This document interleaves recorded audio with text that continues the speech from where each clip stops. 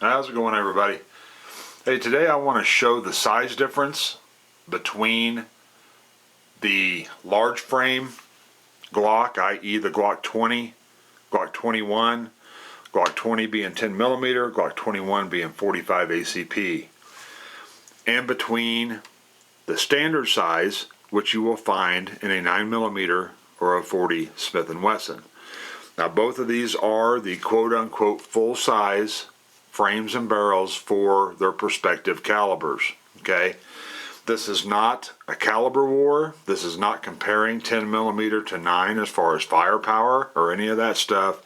This is solely showing the difference in the size of the pistol frames and slides themselves. Okay, people want to know, well, how much fatter is a Glock 21 than a Glock 22, or a Glock 17 and a Glock 20 or whatever. This is just going to show the differences in their actual physical size. That's it. It has nothing to do with caliber. So don't come flying in here bitching about comparing a 10 millimeter to a 9. That isn't fair, blah blah blah blah blah. It doesn't make any difference what caliber they are. Okay, so the Glock 20 will represent a Glock 20 and a Glock 21, which the 21 is 45 ACP, and the Glock 17 will represent the Glock 17 in 9 millimeter or the Glock 22, which is a 40 Smith & Wesson. Same size, same physical sizes on them. Okay, both of these handguns are fully loaded. The Glock 20 has 15 rounds of 180 grain ball ammo. The Glock 17 has 17 rounds of 115 grain. I'm just going to show you the weight differences between the two. If you were going to carry these two handguns fully loaded, not one in the pipe, what you'd be looking at in weight difference. Okay.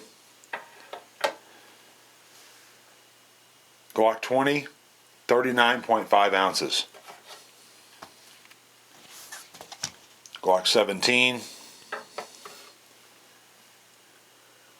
30.7 ounces. So obviously you can tell, even though the Glock 17 has more rounds in it, it's quite a bit lighter than the 10 millimeter rounds simply because of the bullet weight. 15 rounds of 180 grain, 17 rounds of 115 grain. Now this weight would go up if you're shooting 124 grain or 147 grain. It's going to make it heavier. But that just gives you an idea of what kind of weight you'd be looking at.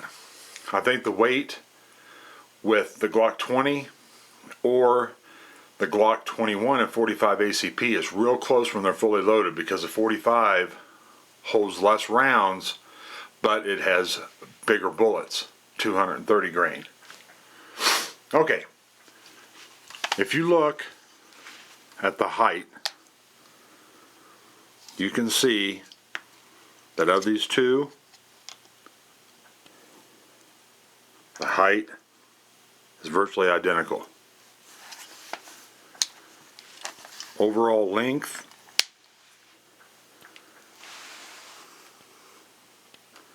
you can see that the Glock 20 is roughly a 1/4 inch to a 1/2 inch longer. So the Glock 20 in 10 millimeter or the Glock 21 and 45 ACP is going to be a little bit overall length than what you find with a Glock 17 or a Glock 22. Okay, not a lot of difference, but there is some difference. One of the biggest things you're going to find is the difference in thickness. You can see how much thicker that slide is on the left of the Glock 20, which would be the same thickness on a Glock 21 45 ACP, versus the Glock 17, which would be the same as a Glock 22 and 40 Smith & Wesson.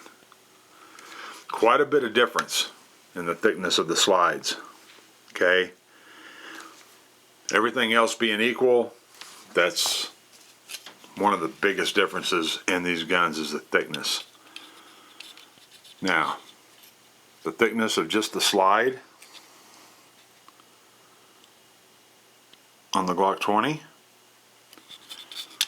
thickness of the slide going where the slide release is. Right there. Okay.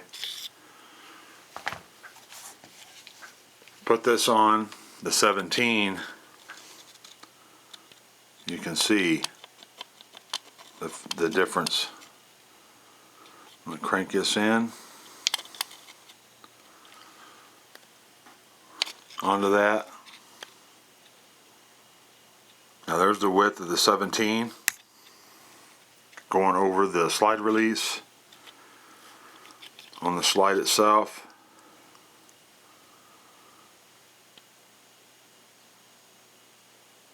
There you go. Okay.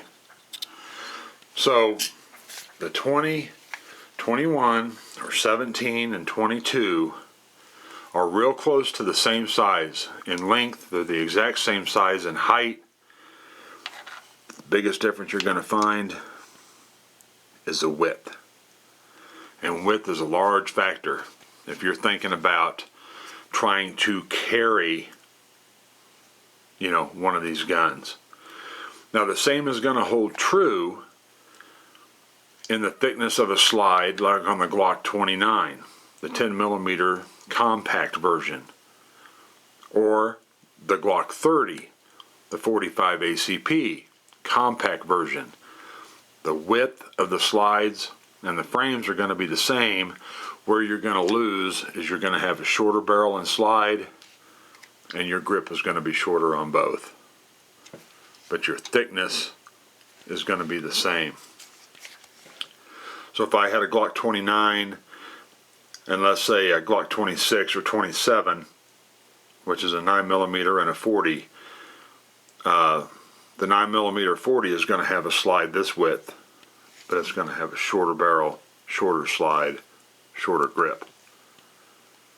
Now actually, like a Glock 29 and 10mm or a Glock 30 is kind of right between a Glock 26 or the mid-size or compact in the 9mm or 40, which would be the Glock 19 and 9mm, or Glock 23 and 40 Smith & Wesson.